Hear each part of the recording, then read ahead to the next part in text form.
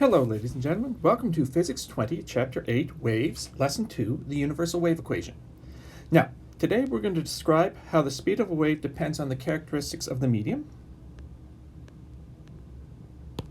And we're going to predict quantitatively and verify the effects of changing one or a combination of variables in the universal wave equation. It's supposed to be, that's not how you spell universal. Yes, go ahead and giggle. Mr. Sutton can't spell. Universal wave equation, which is velocity equals frequency times wavelength. And remember, we're doing lambda wavelength in meters. Okay? Now, speed of a wave. We will discuss many different types of mechanical waves in Physics 20. But the one you're probably most familiar with is sound.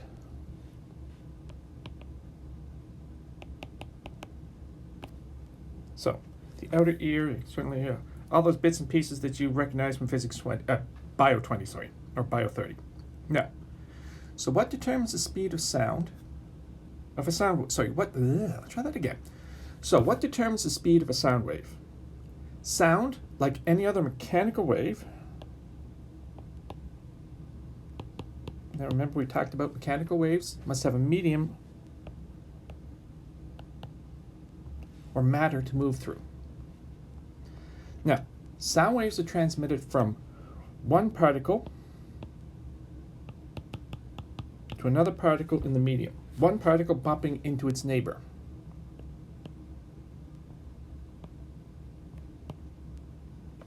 Until the wave is moved from the source to the observer. Now, the speed of any wave depends on the medium it travels through. More about that in a moment. Now, I'm going to pause for a moment because I realize I'm going kind of fast. Particle, neighbor, source, medium.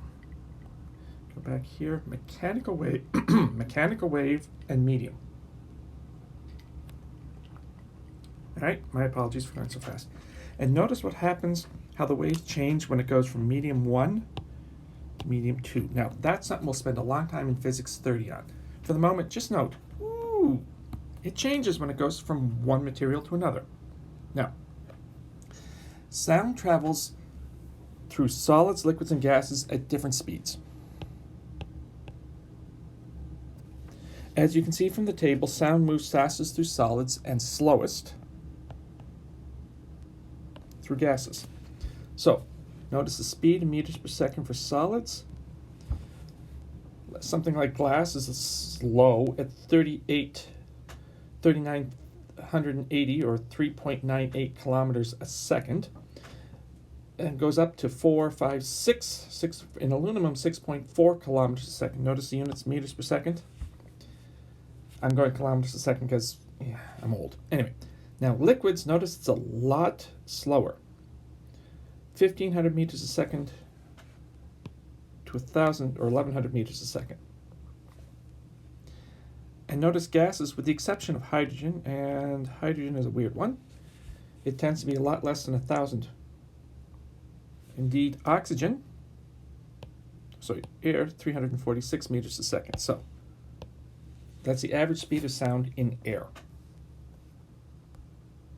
Now, for gases, the speed of a wave is roughly proportional to the temperature of the gas.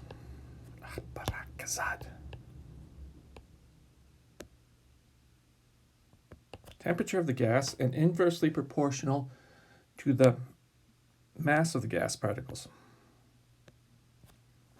Okay. Now, I want to point out, my apologies, this is temperature and this is velocity. Notice it goes up, not a perfectly straight line, but higher temperature, higher speed.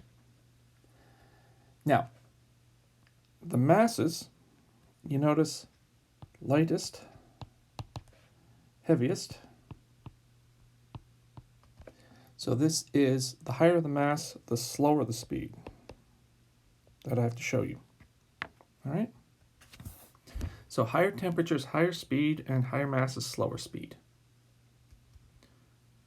And I should fix that graph. I'll do that for next time we teach the class.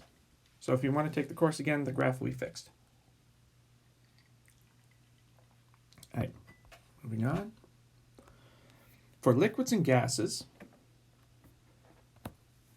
where was I? Oh, sorry, speed. My apologies. It's just something as old needs an app. Speed or velocity is related to the density type of the material. Now you can hear farther through denser materials, steel rails, water, cold air.